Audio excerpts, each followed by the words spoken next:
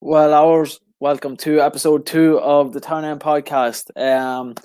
We're going to be chatting today about Dundalk's first game against Sligo Rovers of the season. Finished 1-1. Very, very lucky to get the draw in the end. Delighted to welcome in my guest. Sorry about the delay before we start. Stephen McKevitt thought he was on the bench like many years ago and it took him a while to get on. So I'll be joined by Stephen McKevitt, Chris Clark, and I'll also be joined by Andy Turner. And how's it going, lads? Hi, Ollie. All right. How's things, Dean? Not too bad. How are you, Steph? Well, Andrew. Very well. I want to know what Steph's fine is for turning up late. I know, we'll have to come up with that. We'll do a forfeit. Yeah. As with the last episode, folks, and going forward, please, especially after that last few minutes of the game, send in your thoughts on how the game went. Any feedback, we'll post it online. If you want to jump on, feel free to get in touch as well. We're happy to take any callers. So, lads, what's initial reaction to the game? Lucky. First couple of minutes, I thought Sligo got at us very, very early, and I was talking to these before we went on air tonight. I actually thought Sligo would run out of legs. I thought they'd run themselves into the ground. They knew exactly what Dundalk's game plan was. The normal kind of start of the game, but Dundalk in a lot of the ball. Sligo didn't give them a minute, didn't give them an inch. I thought that as the game went on, it wasn't exactly end to end, but they kind of balanced each other out. But for me, Sligo, it was actually shocking how good they were in midfield. Greg Bulger in particular was.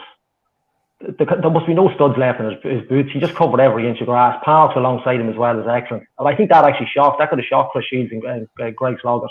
But Rovers didn't give them a minute. that's what I took from the first half. They just didn't give them a blade of grass.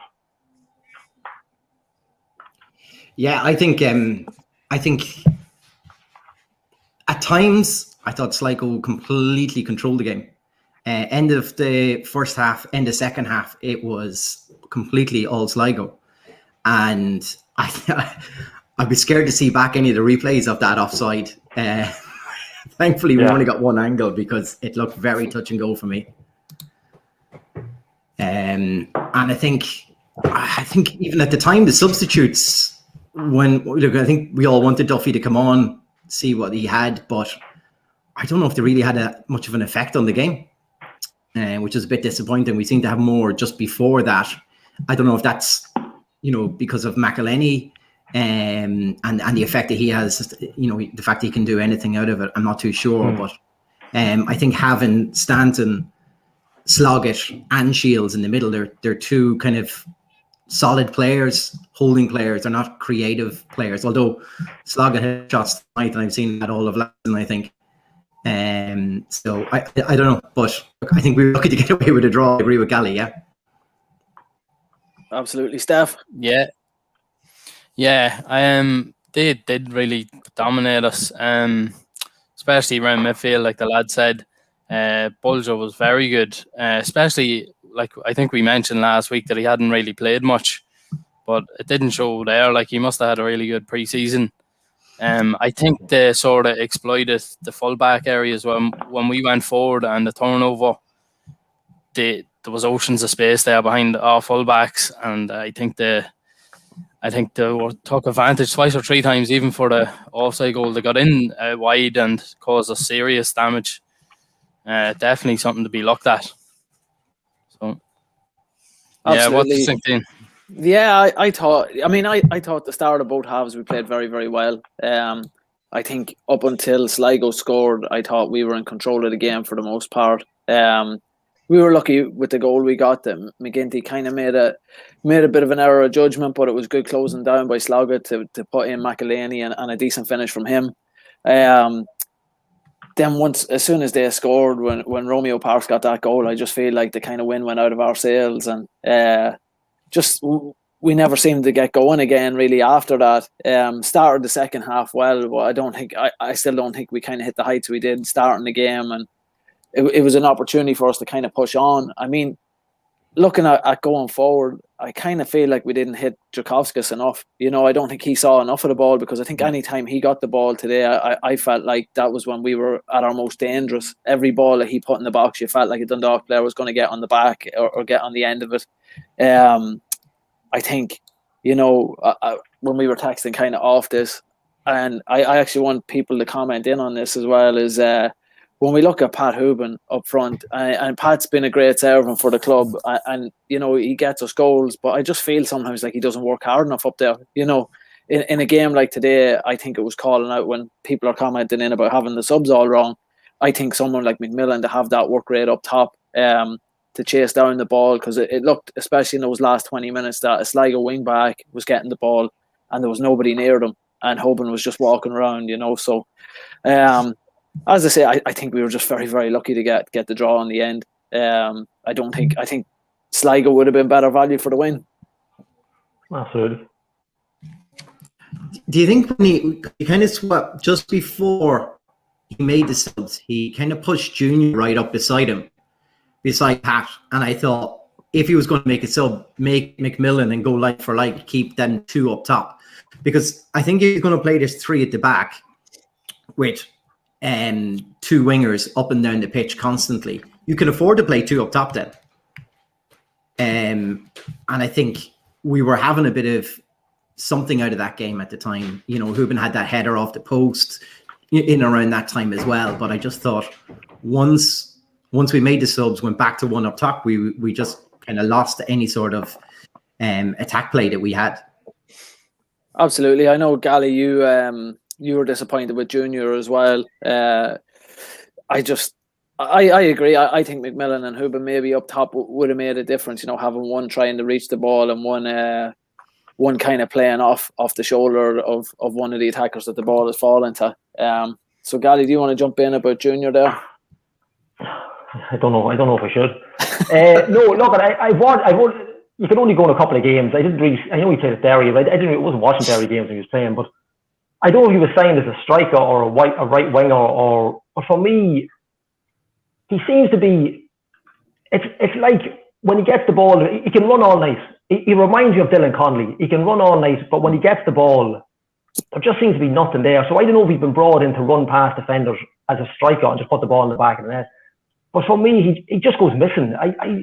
He at one stage, the ball came across the field from a Sligo player in the first half, cross-field ball, and Djokovskis came out to slide tackle the ball up the field, and Junior had come so far back, he wasn't there to get onto the sliding tackle. He was the other side of Djokovskis for absolutely no reason. There was no need to be back that far. I just think, like, Daniel Kelly will have no fear of getting into the squad when he comes back. Like, I just don't get it. I think he'd be more impactful coming off the bench. Like you say, if Hoban's struggling, if it's not working out for McMillan up front, I think something like that, speed coming off the bench, he could work better. But as a player ahead of Djokovskis, like, he can't defend, so I don't see how it works. I really don't see it. Look, he's a decent player, but for me, it's up front or nothing. When Daniel Kelly plays, I would bring him off he's a grand utility player, either wing if you're struggling. But for me, I just didn't get it. I would have took him off at half time. I just didn't understand it. But who am I to be talking about anybody coming off? I think Daniel Kelly's another one where he's like an impact player, isn't he, though? Like, he comes off the bench, he has the pace when defenders are getting tired and stuff. I'd like to see Junior up top, being honest. Anytime I've seen him playing up there, he's been good. Bo's game, I thought he done really well. That was his first game, and he scored as well. I thought he was dangerous when he played up top. Yeah. Then you don't know what he's been told to do off the ball. Yeah, exactly. Getting pulled out of position. Like, it seemed like even in the Rovers game, players like wandering into positions. That's okay if everyone's sort of doing that and covering each other. But when one person's doing it and then nobody else is following it, then it's leaving big gaps. And the cleverer teams in the Premier Division are going to figure that out straight away and target it straight away. As soon as they see it happening, they're going to get on it straight away. Like, I think we're going to be leaving ourselves exposed, and I think that gives teams a foothold in the game. They can dominate possession, and then we're going to be sitting back, hoping to keep teams on the counter maybe. I don't know if that's going to work for us. Like, we should be dominating possession in games like that tonight. Yeah, 100%. Absolutely. I think, I actually kind of like the 3-5-2 as we played, or whatever you want to call it. But I kind of feel like when Dan Cleary, when he steps up, which he done quite a lot tonight, I think that's when we really, really get exposed down that right side. When Jurkowskis is up, because he was obviously playing way ahead of him there. That I think just leaving 2 at the back, and especially towards the end of the game there, it seemed like it seemed very much like Sligo was taking advantage at that point, because we were going for the game. We were pushing players up, and they were just able to kind of keep pressing us as high as they could, So that's where I'd be a little bit worried, is in those games where we are chasing the goal and we kind of risk playing one of those 3 up a little bit. I think it's going to be a different style of play than we were used to. Maybe over the past few years, we were used to having the ball and go back and forth either side of the pitch till we eventually found a gap in the defense. I think maybe, like Steph said, we could be ended up playing a completely different system. We could be trying to play on the counter, and maybe that's the way we end up having to play with this team.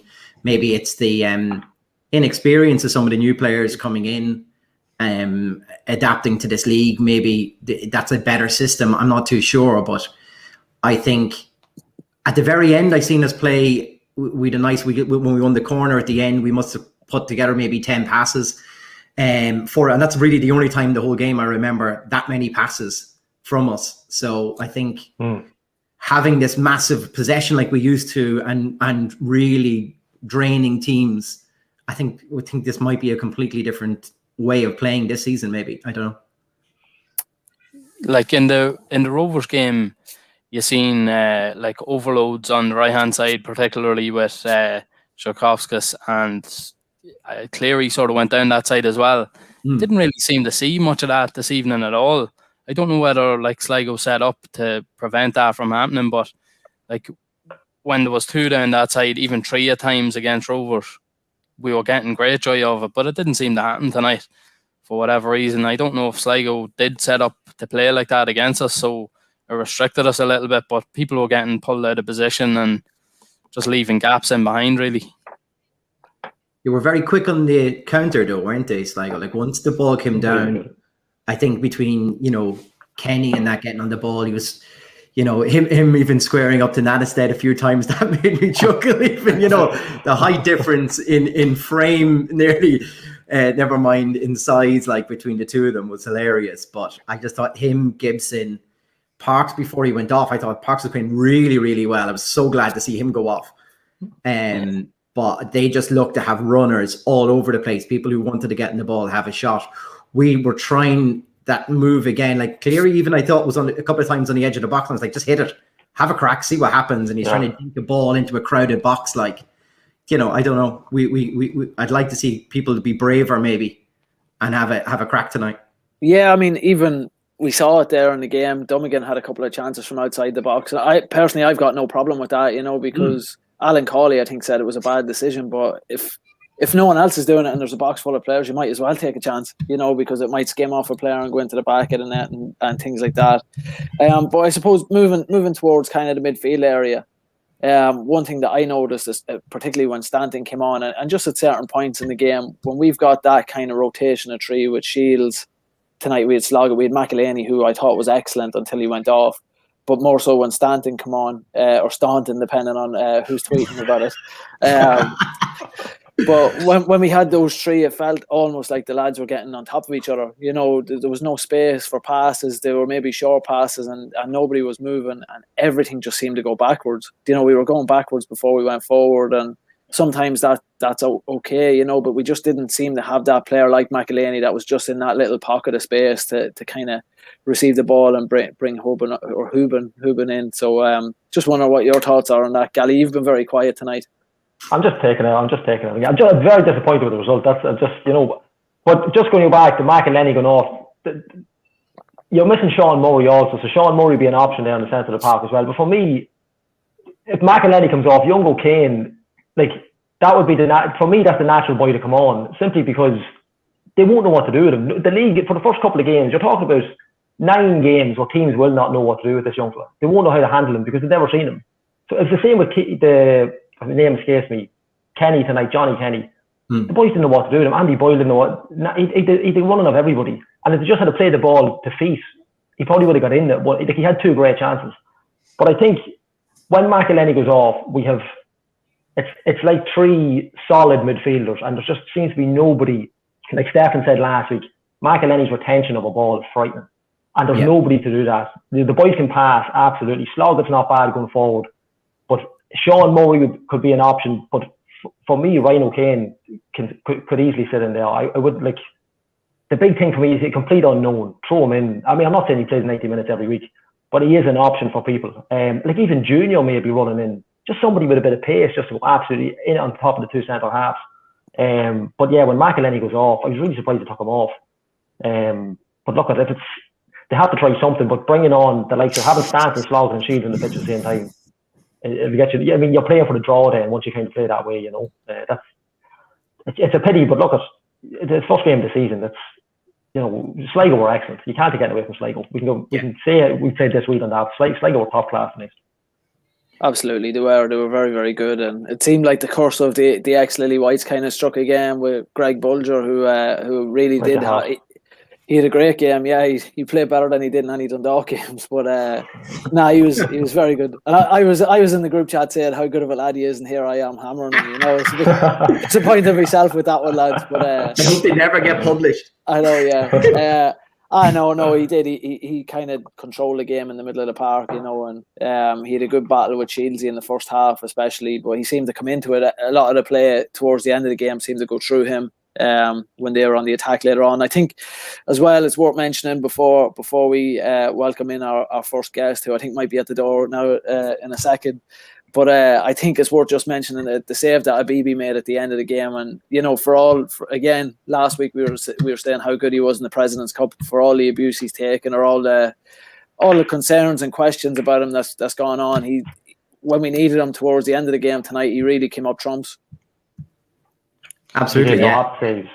And that's what he is. He is a shot-stopping goalkeeper. I know that every goalkeeper should be like that, but when the pressure's on, he has been there so far, and 2 or 3 excellent saves coming to the end. I know you can look at the other end of Ed McGinty and what he done for their goal, but I thought the saves really kept us in. I have to say, he was excellent for what he needed to do. Yeah, I thought he done really well, like shot stopper. I think you're going to have to delete some old tweets you sent, Dino, a couple of weeks back. I think his distribution once or twice tonight, though, kind of put us under pressure. He instead of, I think later in the match, you can see he really put his boot through it and sent it way down the pitch. But he was trying to pick a player out when we were under pressure, and it came back fairly quick. I think there was a shot that just went wide after he tried to play it out. But I think he punched at the right time in a crowded box, and some good shot stop at the very end, just literally give us a point. That could have been it. Yeah. Well, I think McElhenney shouted at him in the first half at one point for his distribution, and McElhenney's known as a quiet character, a bit like Craig there, So when someone like that has a go at you have to just you have to take it on the chin at that point, Yeah, I think he just doesn't have to be too clever, Yeah. Just send along if it has to go. Yeah. They're fascinated with playing out from the back. I get that it's the modern way of playing, but there's times when you just don't need to just get it off the field. If in doubt. Old school. Absolutely. And I'm only 36.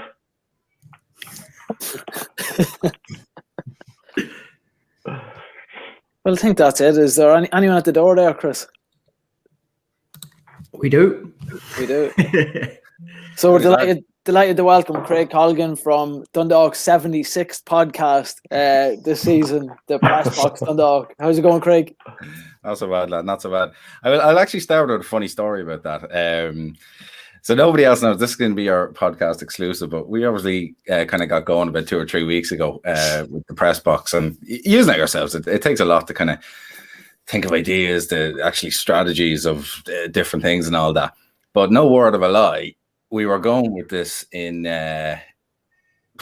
December, January, anyway, and no lie, it was called the Town End Podcast. And then all of a sudden, some lad sends me a tweet or something, was like, "Oh, you seen your launch there, man?" And we were like,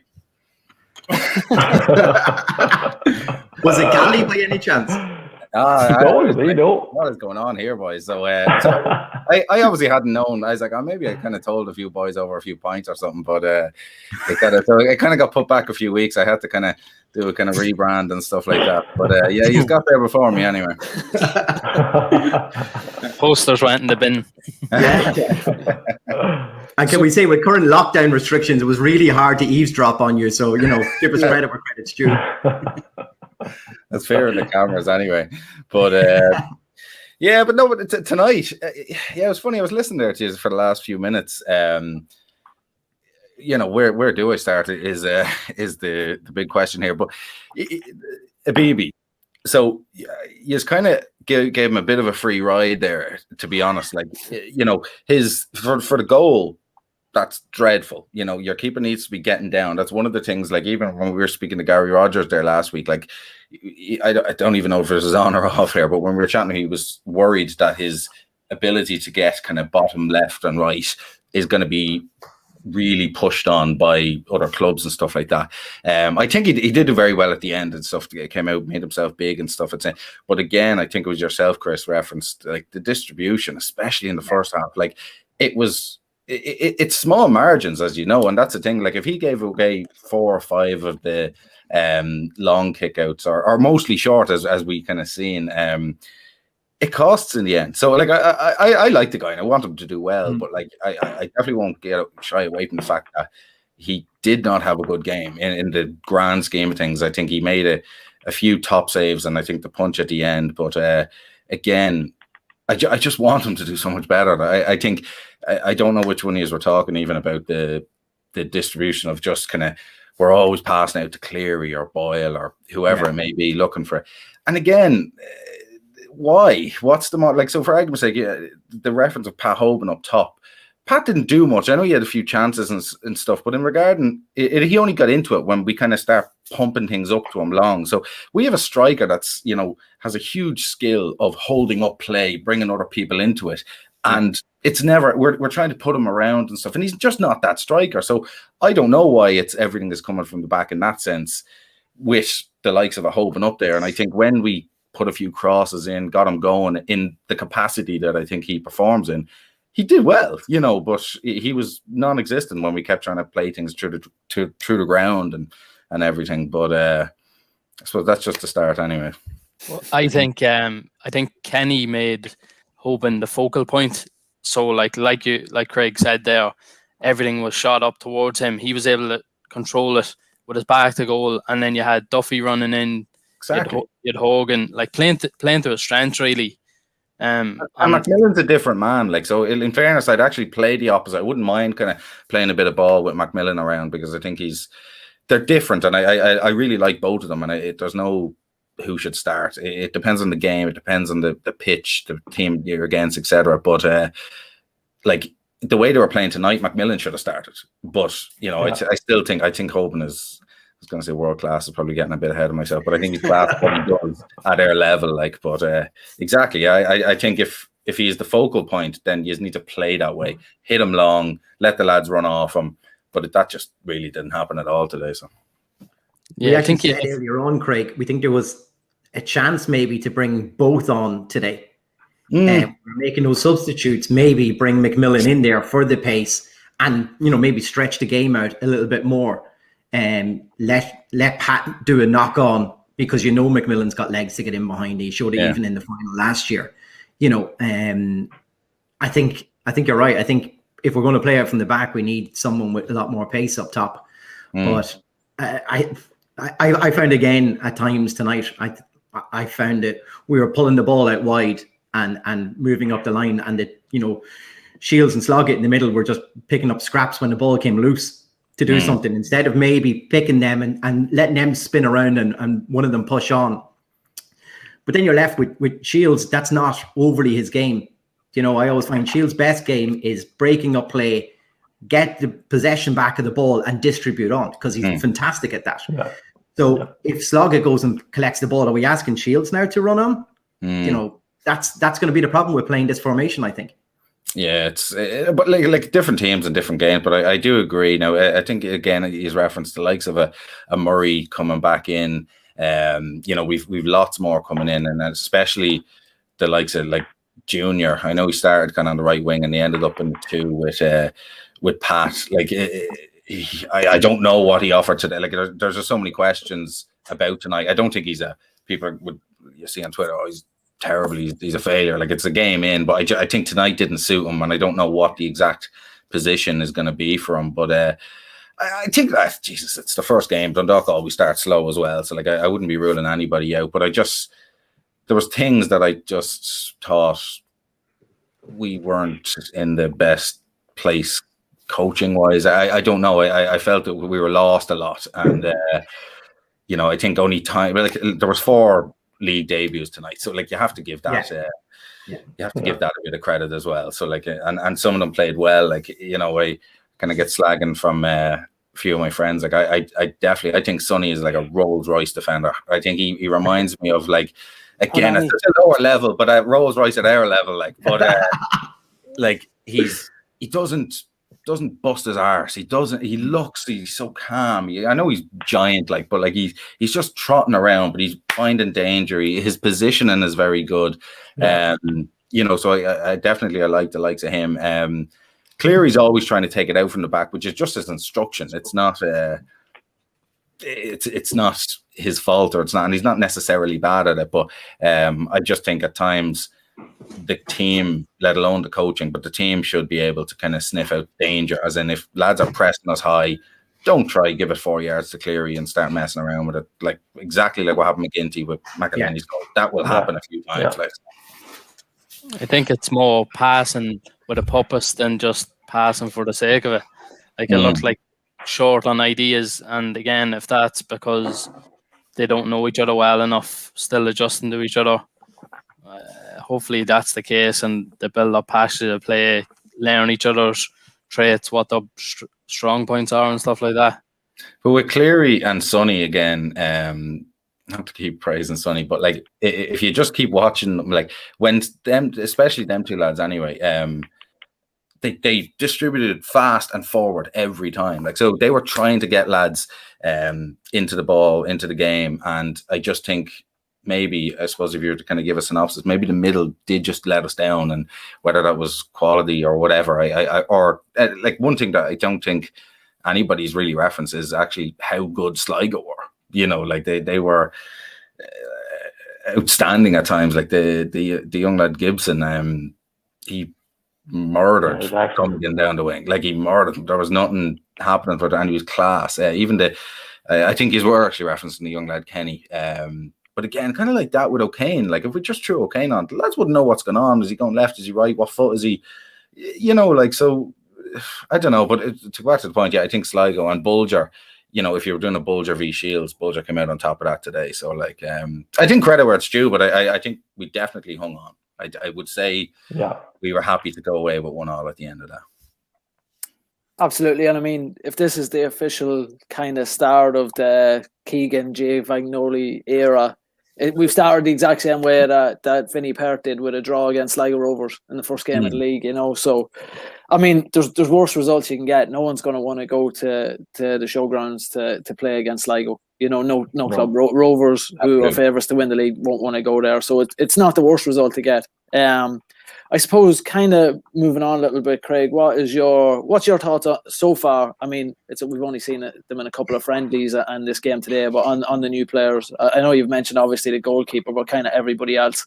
I'm quite excited to see Drakovskis grow into the team a little bit more. I think he's going to be a really good player, but I just felt today that we didn't probably see enough of him. And I think that was just the way we played. He didn't get enough of the ball. No, I completely agree with you. I think he's one of the shining lights. I was at the Malone Cup, and he was brilliant. He maybe it's a different level and different game. I don't know in the difference between Jordan and Sligo right now, but like he has like, obviously he is an international, but he has that international class, and that can just be not making a run. His simple positioning, things like that. Like again with Drakovskis, I think I rate players that aren't the guys that have nearly ran themselves into the ground, that they're more aware of their positioning and stuff. And I think Jarkowski, he hugs in his kind of right wing role, and I think he's somebody that will definitely take the team on. But again, I think as you referenced, like he needs to be getting the distribution, he needs to be getting the balls put in, or however they're going to play. The other guy, I think, I've probably chatted enough about Abibi. I think Sonny is again, all of them actually, and there's no right or wrong with all of them. And even though I don't think Junior had a good game, I think Junior is a brilliant footballer, and I think he will bring a lot to Dundalk's attacking sense, and his goals and his assists will come, and his pace around defenders. So I think it's very hard after the first league game that we never do well anyway. So you can't be kind of going too mad on the players. But I think we've actually bought or loaned or free agent, whatever you want to call it, but done very well in the transfer market this year. So I'd be very happy with all the new signs and how they're going to blend in, along with young O'Kane. I do actually. I know he hasn't actually played in the President's Cup or tonight, which is a shame, but I do think he's a big future with Dundalk. Absolutely. Massive. Craig, I think yourself and James each week on the podcast always have a wee dig at the streaming. And the one thing I know is the one game we're bringing you on, the score and the timer drops out after like maybe 15 minutes. I just thought, that's just typical. At least we had something at half time this time, I suppose, if you're to give it some sort of credit. But I suppose with that, at the time, and it's actually still on my telly, it's not black, but like it still has like a little 0-0. So for argument's sake, like even coming on here, you want to just know, or it just happened at this time, just like you don't know what's going on. You were literally following Twitter or like Dundalk or James or somebody saying like, oh, there's 3 minutes left, and you're like, oh, yes. All right, grand. Like, so, but I didn't know, was it my telly, the score went, all this, it just stopped, and I was like, is it my internet, what's going on here? And then you see on Twitter, but like it's a pain in the arse, but it's also a Euro a game, and you kind of just go, yeah, like, and as I say to lots of people, it's better than what we had, which is absolutely nothing. Now the argument there is, again, to go back to a point I would have made on the podcast, that like you would have seen Dundalk and Gavin's production, like it was outstanding in comparison, like and simple things like replays, halftime analysis, full time before, adverts for local businesses. Like it really kind of galvanizes community as well. It's a real selling point in that sense. And I just think, I know there's commercial deals in place, so there's no point in having an argument about it. But I think for the next season or after June, when the LOI deal runs out. But I suppose it's great for the likes of Dundalk. But if you're Finn Harps, do they have them structures in place? I don't know. Probably not, if we're honest. So, watch LOI. Could there be something then, if there is no structure in place, that it rolls back to as is now? But if the clubs have potential to do better, then they should be allowed to use that. Yeah, no, absolutely. Like as I said, I think that even the FAI, for as much abuse, and probably rightly so, over the last few years that they've got about certain things towards the League of Ireland, there's been huge progression. Like they have tried to do things with the league in the last 6 months and stuff, in the new kind of generation of the FAI.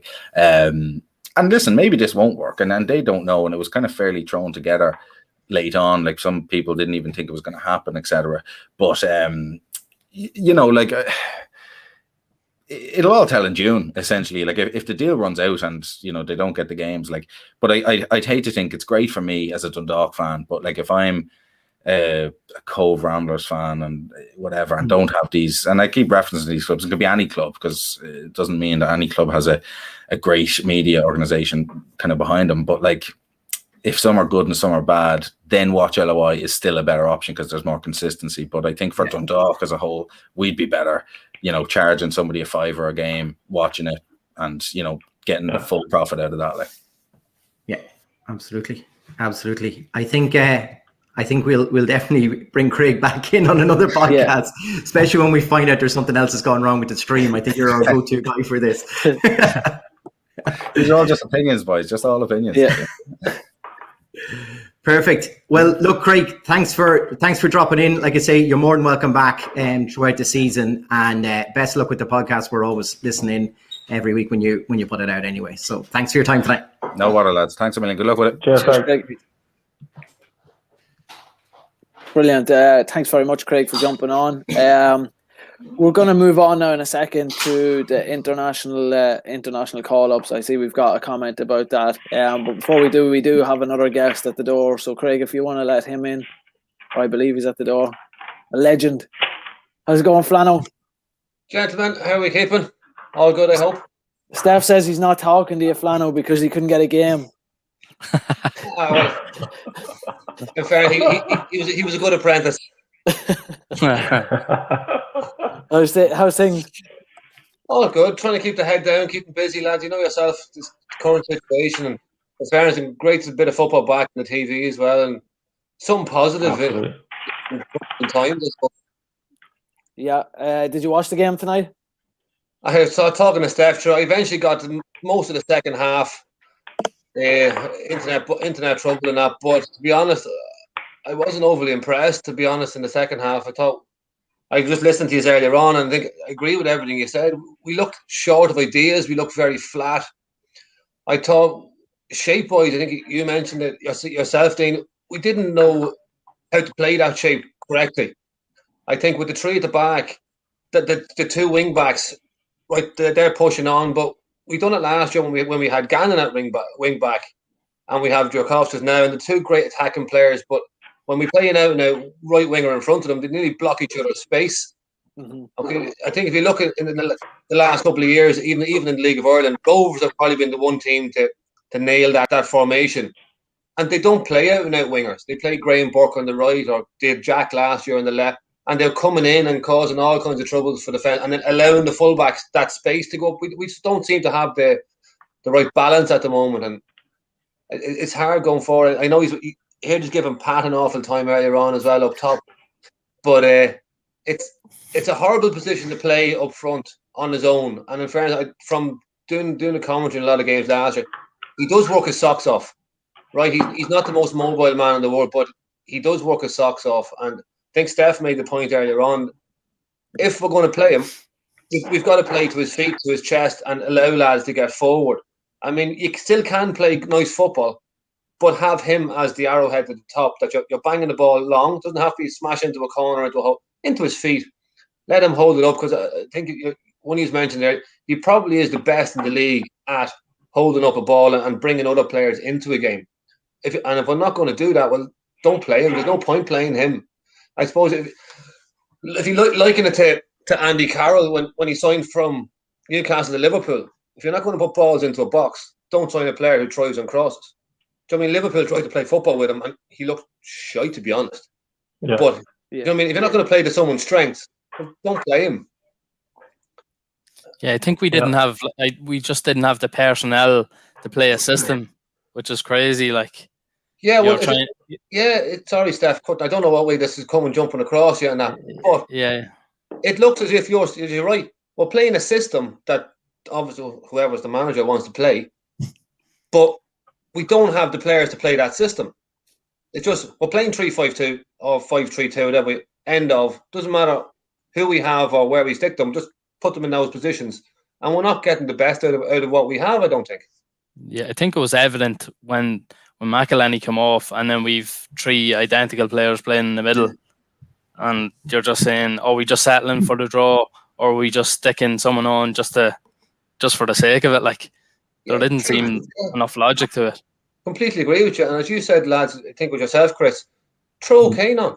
I mean, stick him out on one of the wing and let him drift into little pockets of space and channels, because he looks like in the pre-season games that I've seen, he's the only one with a bit of, apart from Pat, obviously, McElhenney, that at that bit of guile, bit of craft, get on it. He can play a little 1-2, slip people in.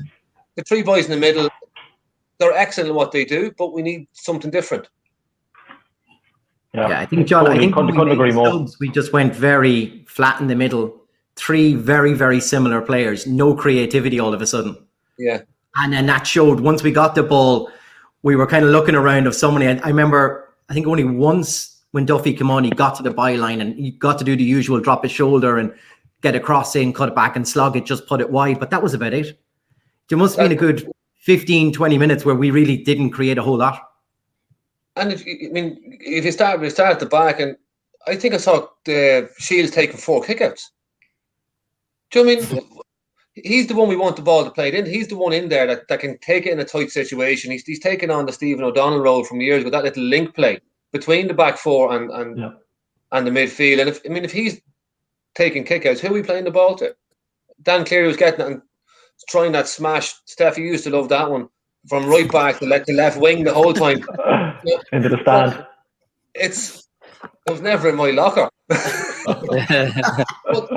it was predictable. Yeah. Where you want Chris in the middle. Yeah, I think, when Gary Rogers, and I don't want to be harping on about the players that are gone now, but when Gary Rogers was there, Garrett's almost always seemed to be the player that picked up the position that Shieldsy was in, where it seems now maybe it's Cleary doesn't have the confidence to receive it like that, or maybe he's pushing a little bit higher up the pitch, but Shields is dropping now deeper than the centre-backs, than those three at the back. And to be honest, I'm a little bit worried about Andy Boyle as well. I just don't feel like he has...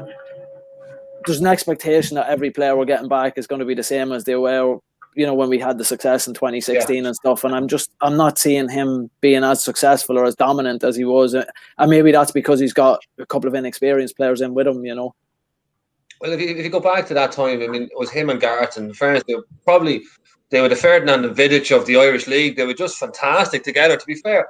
And they both had their own roles. I suppose it's probably like the people are saying about United at the minute. You have Harry Maguire, you have your big, strong, but you need someone with speed beside him. Okay, but Boyle there on his own, he's a class act. He is. He can't take that, but he needs a certain type of player beside him, I think, to show his better attributes. And he seems to be a bit, I don't know, lost and not used to playing in the three. He's been asked to do a job I don't think he's overly comfortable with. Absolutely. So we'll move on to some of the more controversial. We want to get something controversial from you, Flano. What we want to kind of start attacking the FAI. We've attacked the club enough tonight. But what's your thoughts, obviously, on the two lads getting called up for the international for the Faroe Islands and for Latvia, with this rule that the FAI have that that the game's obviously not allowed to be called off because they're not Irish. Yeah, I was reading it during the week, and first thing is, we all knew the rule was there before we signed them. We can't go back crying now. Yeah. Rovers had this problem with Lopez, and other people had it down to going back as far as, Sligo and Pats years ago had players coming from all over the place. That Galway had a few of them from Trinidad and Tobago when we were playing, Steph, and they used to go on international. We knew the rule was there, so we can't give out about it. I think it's fantastic for the boys. We're signing them international players, and hopefully they're going to bring the club on another step. But it's tough, to be honest. At the minute, we can whinge and give out all we want, but it's tough shit. We've got to deal with it. And you mentioned yourself, we have Cleary, we have Garth, we have Andy Boyle there. Okay, we have Darragh Leahy, who's, in my opinion, should be playing. And so we have quality there that we should be calling on. So we've just got to deal with it. And that's, to be honest, I know it's God help us or whatever, but the FAI haven't done anything this year to undermine what we're trying to achieve. The rules are already there. We just have fallen foul to them this year. Yeah. Do you think, because from what I gather, it's the clubs that came together and made that rule a year or two ago. Do you think it's a short-sightedness from the clubs that we're not going to sign players from outside the league, or from outside the country? Possibly. I think it was a bit shorter, because maybe they didn't expect clubs like Dundalk and Rovers and Bows and to have, to a lesser extent, to have this impact in Europe and to be actually pushing on, looking to challenge and get to group stages in European competitions. And Dundalk and Rovers at the minute, financially, organisation, all that, are so far ahead of where the League of Ireland has been before that they're probably ahead of the curve, and no one probably saw this coming along and wanted just to develop talent within the league itself. But I think the only way you can maybe raise the bar in the country is by bringing in quality. And Steph will tell you, anyone who's played football will tell you, you go train with a better group of players, a better standard, you've got to raise your game. That's where we want to be getting. The IRFU and rugby have been doing it for donkey's years. They're bringing in the players from outside in certain positions to try and help develop players. And I think if it's managed right, it'll definitely benefit the league, but not just the sake of what clubs had been doing for maybe a few years. Just going out and just buying somebody because they're from England or because they're from France, or because there has to be a proper player with the right attributes that's going to help develop your own team and your own young players coming through. Absolutely, and I think with obviously there's been a lot of stuff going on behind the scenes at the club. I think that seems to be something that they've got right. On first look at these new players, that they're. I'm trying to be politically correct, but no, these two new lads look good. They look the part at least. The players themselves, you mean? Yeah, the players. I mean, the players that we're signing are looking the part. I try to keep it family friendly here, Flano. Yeah, I'm probably too honest, but I'm good at times. I haven't got Adrian beside me pulling me short, telling me to shut up. Flano, you just mentioned you think Leahy should be playing. He's a good player. Ask Dino what he thinks of him now. Dino, you're not a fan? I never said I'm not a fan, Steph. He's trying to let me in at Flano because I told him at the end I was going to let him ask you to sign his jersey. I said it's from 2008. To be honest, looking at that position, lads, we should never let Dane go. No. I actually said that a couple of days ago to someone, and Dane's actually playing the role. Not even that left side of the tree. He's played really well at draw. I watched him last night. Yeah. And I don't know if Dane obviously reading his interviews, he obviously made the decision to look at Dundalk maybe change if he's signing something. But yeah, the ideal person for that job at the minute. Even if somebody is struggling, so we're going to miss Sonny now in a couple of weeks. Dane Massey would have been ideal, absolutely ideal. Left peg as well. Yeah, that left side of it, it's hard to get, and he's been quality. To be honest, I know Dean. I'll give you my opinion on Leahy. I think maybe physically he's a little bit yet to develop, but that as a fullback, but as that marauding left-sided player, I think what I saw of him, he's excellent. I think what we have at the minute, we've a right-sided fullback playing left wing back, and he's constantly cutting inside, and then we've no width. Yeah, I think when he came back from loan that time, he nearly done too well, and we sort of he done really well last season, Dummigan, in that position, and we sort of just said, oh yeah, sure, he'll just play there now next season, instead of and then we've signed the right full back or wing back, and then he's just going to play left wing back, because I think Dummigan's actually really good. He is really good, but I thought he probably 2 or 3 outstanding games last year. And he was outstanding in 2 or 3 games, but he wasn't, to me, nailing down the spot every week. He was still, is it Leahy, is it Dummigan, is it Dane at the end? He wasn't first choice. When you looked at that team, it was Gannon's, you're right back. Dane, if you're fit, you're left back. And Dummigan, you can slot in either side. To me, he was never going to be your number one starter. And I still think he's a weak point defensively. I mean, looking at him tonight, I'd say he's going home on the bus dizzy. Yeah, Gibson. He got the run around. Awful night. Oh, I know you, Dean. You want a funny story? I think it reminds me years ago playing against Wells Houlihan in Talca Park. I think he was about 18. I'm still fucking dizzy. He was like I was on a merry-go-round with him. He was just different class. But Dummigan, for such an experienced player who's played at such a high level, he just got done time after time by a kid who just ran straight by him. And whether that's because he's a right-sided player naturally, that he was done on the outside all the time, where if you have Leahy there, his strong side, show him the line, you then usher him out. But yeah, because I'd be worried. Yeah, because usually, what it seems in the modern day, you've players that are on the right or left-footed and coming in like inverted forwards. Yeah. So maybe that's why he wasn't used to someone going round his left-hand side. He was getting caught out, but it was just schoolboy nearly stuff. Yeah, it was time and time and time again. It was. Yeah, and he wasn't doing anything like you said that. Oh yeah, he was just going direct past him. That was it. It was no flicks and tricks. It wasn't Billy Smith or Wardy against you dropping shoulders and twists and step overs. It was just run by you. Yeah, all direct. Yeah, no, I don't know. That's the worst I've seen him playing, definitely, for sure. Do you think, John, that this rigid system with the 3 at the back, 2 wing backs, do you think we need to have better options that obviously Sligo figured us out or had a game plan to play against us. Do you think we need to have a better plan B and C going forward? Yeah, we always have to have a plan B and C, but I think we have to be more familiar with our plan A to start off with, to be fair. Do you know what I mean? I know it's going back to last season, but there was times last season we had players on the field turning around looking at the bench going, where do I go? Or do I go that far? Do I stop beside him? It's just they're not familiar with their system. And to be honest, as full-time players, that's what they do day in, day out. They should be working, and that system should be nailed. And I definitely think that the likes of O'Kane has a massive year ahead of him if we trust him.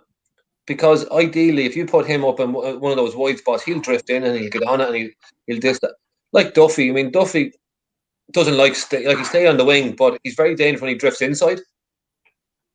And I think then that I just going back to, sorry, Chris, what you said there, we have to be able to change it up. And at times we done it last year. We said, right, this isn't working. We're going back to a 4-4-2. Everyone knows their job, and everyone knows the responsibility. And we saw last year coming to the end with Gano as well. He looked a bit lost even during single games in the 5.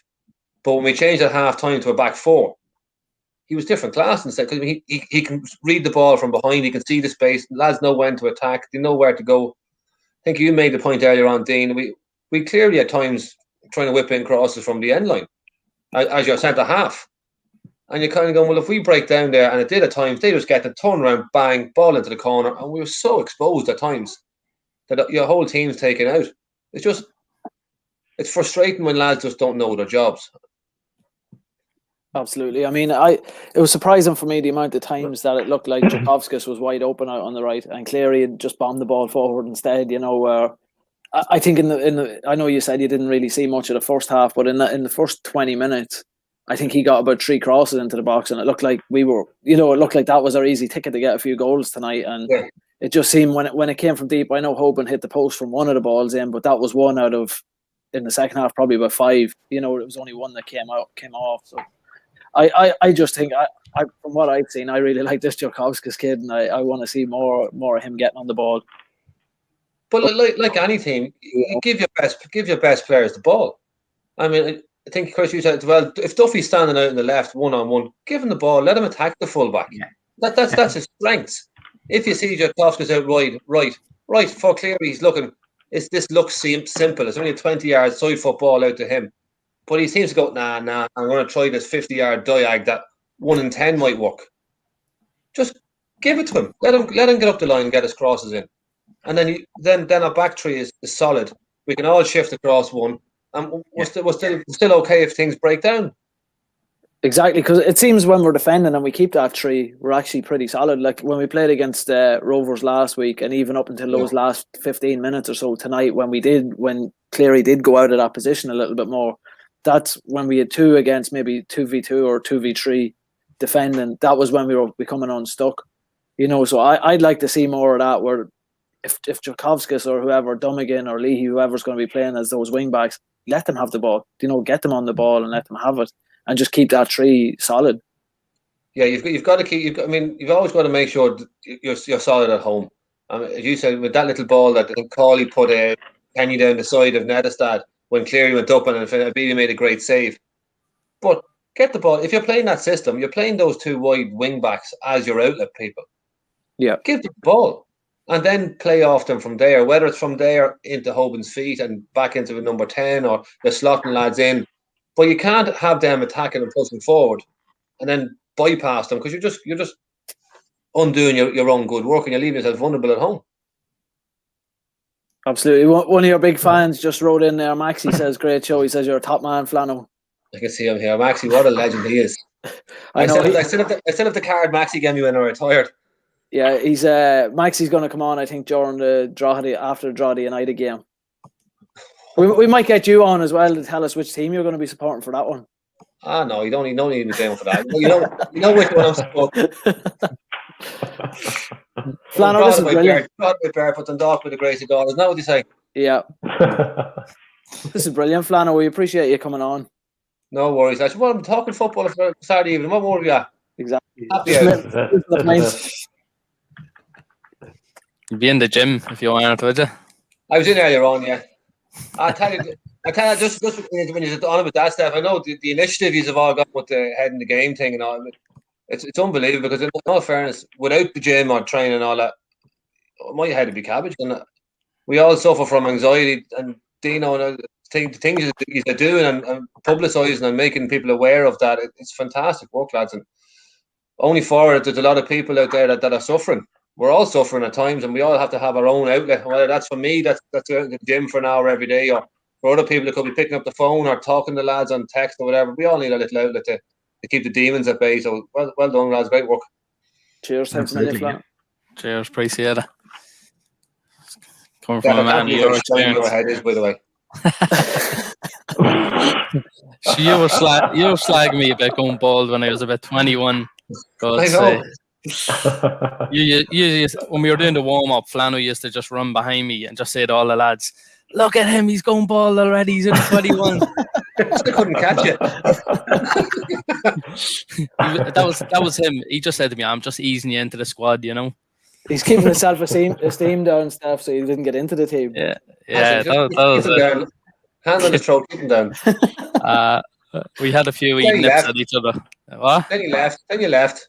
Listen, we all got shown the door, sure.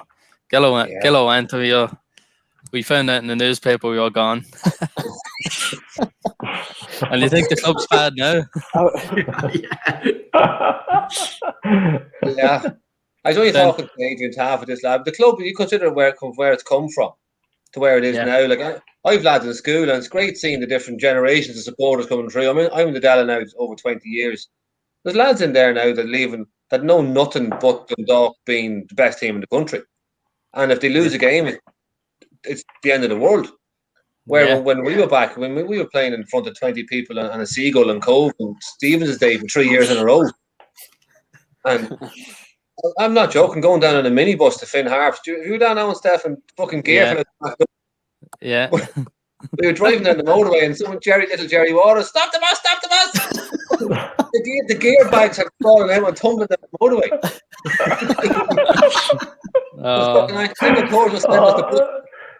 That was an unbelievable Jerry Waters impression there. That was brilliant. Yeah. There's no soft and shorts I missed that year with him.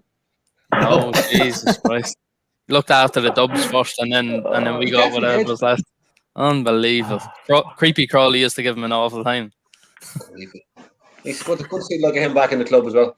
Yeah, it's great to see. Like, that's something they should be doing, promoting, like putting them boys up that are legends of the club, putting them in and giving the inspiration to the young lads coming through. Look what he's done. He's from Dundalk, like, because I don't think we've seen enough young lads from the town coming through lately. To be honest, it's a real bugbear of mine is how little that we seem to be. And it's great now for the policy there now with Stephen and looking around our own league, fantastic. But there's been nobody there for the last number of years. Lads have got and then they're giving gate. They just don't see that. I mean, you probably had the two Gazas and that kind of for times, and whether through personality conflict, shall we say, with one of them and one of them not getting another chance. But I mean, you look at Kieran. Kieran's flying up the north now. He's playing week in, week out. He's scoring goals. He's doing really well. Surely he would, for one as an example, should be still around that spot. Yeah, we've always seen, as you said, it's the dubs. Bring lads in from St. Kevin's or Malahide or Skerries or they're no benefit to us. We want lads from the Heaven and More or playing with Dominics or these lads coming in and the likes of Tiernan, like when he came on the scene, he was unbelievable. You know, he played for the Crest. Like, sure, every time he scored, he was in the shed fucking with all the lads. He was flying that year. Like, but yeah, like I'm just saying, like years ago, it used to be young lads coming through, and then maybe if they didn't get a chance, they'd go away to your Atlones and Kildare counties and stuff. Monaghan, and then you'd see them being brought back in when they had that bit more experience. But the last couple of years, it just didn't seem to be happening. Like you obviously know a wee bit more from being in schools and that. Like, was the talent there? I think, well, if you look at it objectively, look at the results that Dundalk Schoolboys League have had in the likes of the Milk Cup and the Foyle Cup and all these things over the last number of years. There's definitely talent there, and how many players from Dundalk would have played with the likes of Warren Point in the last 6-7 years, from young ages, or gone away playing in Dublin and that? If we don't give lads a chance, they're never going to know. I mean, I had a heated discussion with people in the club a couple of years ago. When you're looking at the underage structure with this League of Ireland 19s and 17s team, I think there was 2 Dundalk players between the 2 squads. I mean, that's shocking. Yeah. And in all fairness, pardon me language, but who gives a shite if you win an under 17 league or an under 19 league? Your whole template there should be to develop lads from year to year, and eventually then when they hit 19, they're knocking on the door of your first team. And yes, you might need a couple from outside, but the majority should be, even say County Louth or within 40 miles of the dock, whatever the case may be. But we just didn't seem to put enough time and effort in, and the grass was always seemed to be greener. Yeah, like even when I was coming through, then the couple of years before that, you had Mickey O'Kane, you had Johnny Lynch, you had James McCabe. Like they all played for seasons and seasons. I know the team mightn't have been doing as well and in the first division and stuff like that, but you sort of seem to have. And then you had Grimesy coming through the same time as me, Tiernan, Kevin McCarroll. Sort of like there was always people coming in. Billy Smith. Do you know there was a lot? Yeah, there always seemed to be the next person coming in. And I think Giller, to be fair, like brought people in like that. If someone he was always looking to see Tommy Connolly as well, pushing, like the likes of us in training with the first team, get a bit of experience. And sure, there was not like when you're 18, you're playing with under 18s and you're playing with the reserves, and you're coming down, and there'll be 2 or 3 coming down from the first team playing, and then next of all you're playing against Shells and Alan Moore's playing, Glenn Fitzpatrick, like playing against these boys that are playing in Europe. Definitely dropping up. No, but but that's what I mean. Like the likes of that, like playing against them sort of players, like as a youth, and you wanted to do well for your town, like you know. Yeah, and I think you do get that extra bit from players who are local, because you said you think of the boys kissing the crest when they're scoring, or leave everything for the jersey. I mean, I just don't know whether lads in the club got blinkers on that you had to be 22, 3, 4, have a couple of years under your belt, be established to be able to come into the first team. Instead of Steph saying, when you were 18 and I was 18, right, you might have played a week in, week out, but you were in and around the first team. You were knocking on, you were getting your chances, and you hopefully took them. How many young Dundalk lads have been given chances in the last few years? Well, sorry, that are still there. There's a few last year that knocked on the door and looked decent, and we've shipped them out. Yeah, true. Yeah, I mean, I think at least from the outside looking in, the optics of Stephen coming in and bringing in local coaches and stuff, at least it looks like they're trying to build something that's going to bring through the youth. You know, so hopefully in a year or two we'll start seeing the effects of that. Like I don't think we're probably not going to see it right away, but hopefully in the next year or two we might see a couple of players like Ryan O'Kane breaking through. Yeah, and I mean, you might know the answer to this. I don't. Why is he only coming back now? Why did we lose him in the first place? I said the exact same thing last week. I don't know. Like Stephen obviously knows we had him at Warren Point when he was 15. I think Steph was saying. I considered he was at a representative team as well with Dundalk at the Milk Cup. Steph, is that correct? Or the final cup? Is it? Yeah, no, he was down the Milk Cup, and I think there was I think he was getting a bit of attention from across the way. Like they played Leeds and they bet them in the quarter final or something like that. The Milk Cup. I think he was man the match maybe, but I don't know what happened in between then. And Stephen McDonald signed him with Warren Point. I think he made his debut when he was 15. Stephen, he's a history of if you're good enough, I'll throw you in. Like I mean, even the likes of young Anto, we signed for Warren Point. Another smashing player who I think was pushed to the side far too early with Dundalk. I had him in school with Jimmy Dunn. I mean, I had probably one of the best school teams ever in Dundalk. When I had Kieran O'Connor and Jimmy Dunn and Anton Riley and Cody. We had an unbelievable team. And Jimmy and Anton were equally as good as each other. To be fair, I've said this, and Jimmy got his break and went on and making a great career for himself. Anton didn't seem to have maybe the right people pushing him or the right, I don't know what help he was getting maybe or advice. But what a player he was. And he's still doing it up the north. I think he's definitely another one. But as Dean is saying, hopefully now with Stephen fighting for us instead of against us and bringing all the talent up to our point, that the structures will change and we'll see the benefits of it in the next few years. Absolutely. And you were slagging me about name dropping. I taught him as well.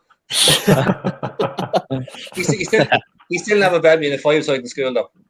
I don't think he's ever been betting that 5-a-side. Not when I was playing. I'm going to say that much. Yeah, of course. But no, like just like you said, hopefully the signs are promising that I think that the structure's in place for set up for the youths to come through now. So hopefully it happens. Yeah, and I think just we have the facilities. The facilities there are second to none. I mean, with Richard Dunn there last year, I watched an interview with him a few weeks ago from an old. Well, he was so impressed with what we have there now in terms of the training facilities and the media rooms and the gym, and that we want now every young kid in the town from 10 years of age with the ambition of, I want to play for Dundalk. I want to play for Dundalk. And we need that hammered into them that you will get your chance. If you put the time and you work hard and you're good enough, we'll give you your chance. Because I think we probably have a missed generation there. They said, well, no matter what I do, I'm not going to get a chance. So it's up to the club now, and hopefully now the structure, at least in the underage, is in place to progress. Absolutely. I think the real sad thing is, I remember when the YDC was being developed that time, it was going to be, we're going to be the centre of excellence for the Northeast. And that's over 10 years ago now, and that never really kicked in. You know, we had facilities, we had potential, and we never tapped into it, like you just said. No, I don't know whether for years, kids especially, they always seem to think, I had to go to play in Dublin. I had to play in Dublin to get noticed. I have to always go away. And as you said, we had such potential there that maybe it was to do with the club wasn't marketed properly, or we weren't pushing ourselves or promoting ourselves as a centre of excellence. But we've got, I know we can go back and we can bash, Dean keeps saying we can bash the club from years ago, and I could sit here all night and do that. But we've got to look positively to the future. And in fairness to Gavin at the minute, everywhere you turn on social media, you've Dundalk been shown in a very positive light. And it's all professionally done, and everything about the club looks professional apart from the management setup. But if you were a kid in Dundalk now, I think that time you do want to go back. You do want to play with Dundalk. That is an ambition now, and that's the first hurdle. We have kids now who want to play with Dundalk, and then Stephen taps into that resource. Well, then things can only look more positive and better as we go along. Exactly. Yeah. Like Ross, my eldest Ross, he's 10, and I think we've been up to 5 FAI Cup finals, and like every year he's saying to me, "Oh, when are we going up to the Aviva for the final?" Like, you know, but so like, that's something to like aim for. Like, you know, geez, if I can break into the Dundalk first team, you know, I could be playing the Aviva, like European nights, stuff like that. Like, oh, it's phenomenal. You can, but that you just said you're like 5 since he's been 5, he's been going to a cup final every year. Yeah. I mean, that's unheard of. Yeah, exactly. Yeah. But and it's great that, I mean, I'm sure he wants to emulate his daddy and play with Dundalk, and that's what we want kids to do. Yeah, like you look at like, but anyway. Yeah. But look, you hold up these players like the likes of Garth, like you see them around town and stuff like that. Well, before lockdown, and obviously, like, but like when you see, and then Ross saying to me, "Oh, can I go and get a picture with him? Go and get his autograph." Like that, inspiring to like see young lads instead of it's all Premier League, and you even see the Dundalk jerseys, the hoodies, the tops, everything going around town. Like it's just great to see. Like, what do we think of the Jaffa Cake one? the whole one, is it? Oh my God! I understand the history behind it, but no, not having it. I don't think we've had as good an away jersey as the one that Steph's wearing. Anyway, I love that one. Yeah, but just clean cut classic. I mean, white and black, and well, and obviously we had the purple last year with Tempestry, and that was a great initiative.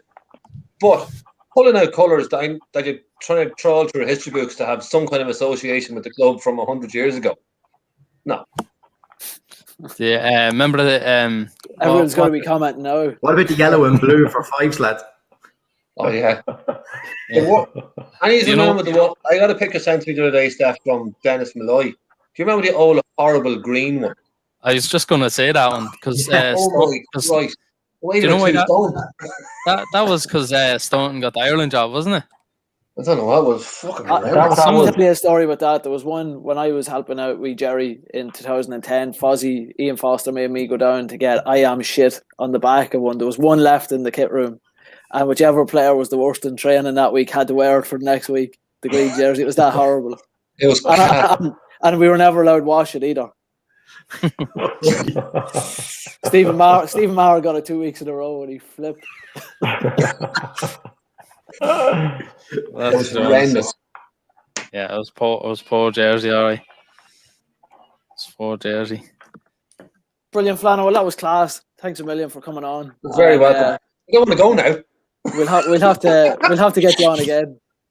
Yeah, at any time, guys, give me a shout. No bother. 100%. Appreciate it, Flannel. Thanks, fella. Send that signed jersey to me, will you? Jerry, let's get one off Jerry first. Oh yeah, no chance. Brilliant, that was class. What a legend. Rolling back the years there with that one. Gally was just the 2002 Cup final there at Talca Park. Yeah, you should have brought that up. I think he played holding midfielder that day, didn't he? He did, yeah. He's in my 11. He's in my best 11 in midfield. 1 to 11. 1 to 11, yeah. Unbelievable footballer. Very underrated footballer. Very unbelievably underrated. And then you bottled it when you had a chance to tell him. Yeah, I wasn't going to tell him. He was too busy jandering. He was starstruck there. I thought it was a still of you. I thought he took a picture. Gally was gone.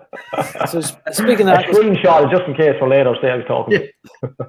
Gally's been so quiet tonight. I think we'll move on. I know we said we were going to be short today, but I think we might be running now. This could be our longest ever. I hope this isn't going to be every week we go for our longest ever podcast. But we'll move on to the people section, which is #AskGally. So this week, the first question, if anyone has any questions and you're still watching on, feel free to throw it in there. But there's been a lot of talk lately. Stephen McDonnell mentioned when he was interviewed in the last couple of weeks that part of the short to medium term plans is to get a Dundalk FC women's team. And Gally, that question came in for you. Is what's kind of your thoughts on that moving forward? Because obviously I know your family is kind of synonymous with the women's teams that were in the club back maybe 10, 15 years ago. So I'll let you take it away from there. A while ago. Yeah. Like it's not easy to set up a women. Like I know personally, we set up Castle and Bells, and it's not easy. It's obviously going to be a little bit easier in Oriel Park, given the resources.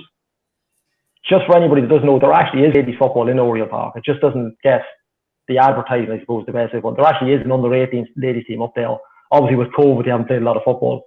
I know when we were involved, Dad was the chairman. Jerry Mattis, Peter Halpin, Paul Johnson were influential in getting women's soccer up there.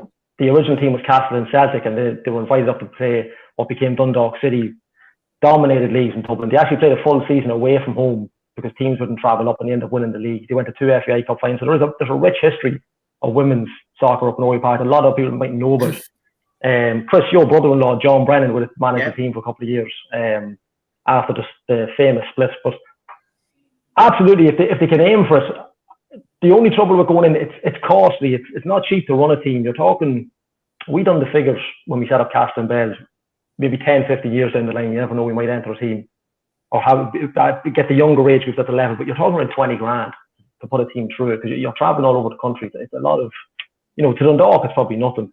But there's no income coming through the door. So that's something that needs to change. So the fact that the game's on a Sunday might suit people going up, and it might bring the kind of level of fans, that the spectators that you're looking for post-COVID. But absolutely, I'd love nothing more than go up to watch a WNL game on a Sunday. They've got a big push this year because they've been shown live on the LIO TV and for free. So the only thing I hope they don't do is what Rover's done a couple of years ago. They went hell for leather, entered a ladies team, and then it all went to kind of pot because they just couldn't feed the team going forward. So they had nothing underneath. So I'm hoping they'd set up younger age groups. So locally, there's a Loud School Girls League, which we're involved in.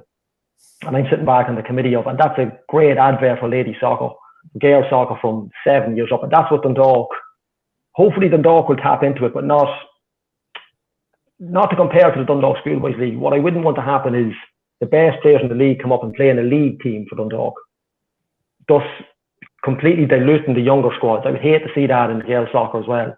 But definitely from under 14s, teenage years up, there could be something there. There's definitely enough talent in town. Like there's already a Gaynor Cup team after 12 months of the league being launched, the School Girls League. Unfortunately, they didn't get to travel to the Gaynor Cup because of COVID. But the talent's there. I think ultimately, yeah, a women's national league team would be excellent, because the closest team here is Talca Park, it's Shelbourne, and then you're going across to Galway at Lone. So up to kind of the north of around the border, there is no teams. So if they can get into it, absolutely. I just hope they just don't aim for senior football and they can kind of put in feeder clubs underneath. That'd be just my main concern about it. But yeah, I'd be all for it. Absolutely, I think it's a great idea. So do you think with Stephen McDonald's kind of, with his plans obviously for the academy, and I think so, like I think quite strongly, because I coach a lot of girls teams out here in America, and I see how big the game is out here. Should he be looking maybe a little bit longer term to 3 to 5 years to get a women's team going, and look at in the more immediate to medium term getting those WNL underage teams similar and have academy? Like that's really what you're saying there, right? Instead of that's me personally. I don't have the experience, I don't have the badges that Steve McDonald has, but that's from running Castleton Bells. That's what I would look at. When we set up Castleton Bells, we aimed for whoever turned up, we set up a squad for, but it just so happened we set up a senior squad because that was the age group that arrived. It completely caught us off guard. We were hoping to deal from the younger age groups up and build as we go, which we do now. Look at that young superstar footballer we're making there. He looks very like Flano, doesn't he? Steph, I'd be asking questions. He's after saying to me, "Is Ask Ali on now?" He wants to just listen to see what we're saying. Hello. But he's the wrong gender for this question. If they can, let's need to go again. If they can do it right, I mean, all four going straight in with a senior team. Personally speaking, I would go build from the younger age groups up. If there's enough talent there to go, if you think you can just start a senior team out the gate, you're completely underestimated the talent that's in the league. Like for years, we've seen the likes of Sophie Waters, who played for the Key, Lynn Craven. These players don't play here. There's not a team good enough for them, so they're in Dublin with Bohemians, and Lynn's down at Wexford Youth. We've seen Grace Murray play for years. Former Irish international, and would have played for Newry City Crusaders, I think was the last club she played for. Would have played a long time with Shelbourne and Peamount. But you'd have to underestimate the league if you think you could just set up a team for next year and just play it. Me personally, the fact that they've got an under 18s team up there, there's no reason why they just can't simply look to that team and say, right, we can add a few in, we can add a bit more experience. Sophie, these girls are all mid-20s. Like players from the years of Kate Flood, Loud captain, she would have played football up at Oriel Park. A lot of good footballers up there, a lot of internationals, Sonia Hoy, Debbie McGuinness going back to the mid-noughties, a lot of good players. There's a rich pedigree there. People don't probably read it, they don't probably hear enough about it. All you hear is the split that happened a couple of years. I've seen all people talk about it. But I think over maybe, like you say, Dean, 3 or 4 years maybe, look at it, I think they can do it in 2 and they do it right. Absolutely, provided they don't go too gung-ho. They need a feeder club, and it's the same with the academy now. Stephen knows all about that. Yeah, you gotta. There's no point just going top end the whole way. It'll only work for so long. As Shamrock Rovers famously found out a couple of years ago with the ladies team, they don't have a ladies team there at all. Like they're just to mention Shamrock Rovers, young Lady Lynch from Edinburgh, she's up at Shamrock Rovers. She shouldn't be. There should be a setup here that she's good, that she should play, because she's an excellent footballer. She played I think she went to the Milk Cup, the Kennedy Cup, with the boys, played left back on the 14s. So players like that, like John Flanagan was saying, they shouldn't have to go to Dublin to play. They should be coming here. And that's what Stephen's thinking of. And I just hope they maybe start from minimum at least under 15s and then work their way up maybe. And if they can go younger, absolutely. I mean, if you can get under 8s, under 10s, a similar setup, a youth academy or whatever you want to call it, that is the way to go, because long term, it's the only way it'll work.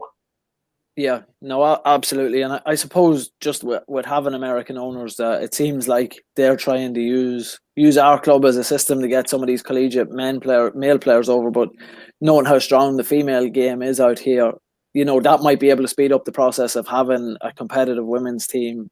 Could we potentially get some of these collegiate players that don't make it to the WN or WPSL out here to come over and play with us? And Kieran Callan, friend of the show, just sent in a question for you as well. And I suppose I'll just kind of word it a wee bit different from how he wrote it. But if Stephen McDonald, hopefully he's listening, hopefully he's one of our many listeners, or he watches this back. But seeing how kind of passionate you are about the women's game and stuff, if he was looking to seriously considering getting women's football going and getting it through the underage levels, would it be something you would be interested in getting behind and kind of assisting him with? Me? Yeah. But staying on the podcast at the same time. Hang on. Yeah. I texted him earlier. I mean, look, there's nothing I like to promote women's soccer. There's not much I won't do. Castle and Bells, for instance. We said that was set up from scratch. So we put you wouldn't think on the face of it. We said there's a lot of work going into it. We're still waiting on a home pitch. We're 6 years into this project and we're still waiting on things like that. It's a big ask for local clubs, not so much up in Oriel Park, but I mean, look, I don't know if you're picking my brain. I only learned, my father done it for years, so there's plenty of people in town with the pedigree for us. Like you said, there's the committee at the LSGL, and Brian Donnelly, who would be a well-respected coach in the country, pro license. He would sit on that, and I think he's involved with one of the clubs. Like John Flanagan, I coached against him, but now albeit under 10s girls, but he coached at Albion Rovers, another great team. I think they're the first team to get the club mark in the county. That's boys or girls, the FAI club mark. So the pedigree's there, the coaches are there. Stephen won't be short of people to give him a hand. And look, if he's watching the podcast, he can easily contact me. But I mean, the system up there, it should run very similar to what he's doing with the boys. It should be a very similar setup because they've got the facilities for us. And like you say, it can only benefit everyone. Games on Sundays, Dundalk men's don't play Sundays. So it's an ideal setup. And it could really not just boost women's games, it's got to boost the whole setup of soccer in the town, because you've got this issue still at younger ages where the girls think, and maybe some parents think as well, they have to play with the boys to improve the girls, but you don't. I mean, if the coaches know what they're doing, they'll get the best out of the girls with the girls clubs. You don't necessarily have to play with the boys. And that's Castle and Bells in Dundalk, we're the only all-girls club in town, and that's what we're trying to promote. There's also Glen Magic and Drogheda, would be a great setup. And there's other clubs, all the main clubs in town are involved. Rock, T Celtic, you've got Walterstown further afield, RD. It's an excellent setup, Logan United. So, there's a massive cohesive there that they're probably talking about 300 players from 12 years of age down. So there's plenty to go around, and the talent is endless. There's some absolute cracking footballers in the league, and some of them playing beyond their age groups. So the talent is there. If they can just harness it and do it right. And I would hope that they wouldn't go the route of saying, right, we just handpick everybody who's really cracking and then just take them up as a team. And of course they're going to sign for Oriel Park because they'll play for the badge, and you'll get the Dundalk kit on their jersey. So I'd hate that they go down that road, but that's just my opinion. But I'm coming at it from kind of almost a biased view because I run a local football club. But go back to the original question. 2 years' time, yeah, it could be doable provided you've got the talent. But you'd underestimate the league if you think you could just set it up in a couple of months. And you need to really scour the local talent, and it is there. It's just a matter of getting them together. And Gaelic's a big sport up here for ladies, and there's a lot of Gaelic players have been dual players over the years, and we struggle with that issue as well at the club with senior football. But I definitely think that there's enough there to start. It's just harnessing the right way and getting them done, similar to what he's doing with the boys. Yeah. Well, sorry, go ahead, Steph. He's gone, lads. He's Stephen O'Donnell's fucking right-hand man after that. He's got the pads, is he? The position on the podcast, the fourth person's now gone. Yes. What's in the contract? What's his release clause? For the Dundalk, I'll take it. The Dundalk Jack, a Gile, Dalton Gile, I'd be glad. I think that wraps us up for tonight, does it, lads? think so. I think so. We're Well, on for an hour and a half again. Yeah, before we do go, if anybody is still on, if we're always after sponsors. You know, we had, how many views did we have last week, Chris? God, it was over 1,200. 1,200 views. So I defy anybody that wants to sponsor us to come on and sponsor us. And I'm not going to harp on about it too much, you know. But if anybody does want to give us a sponsor, we're open to discuss. We'll put you in touch with Stefan for that one. Yeah. But us being 4 Irish, 5 sort of people, you know, that sort of way.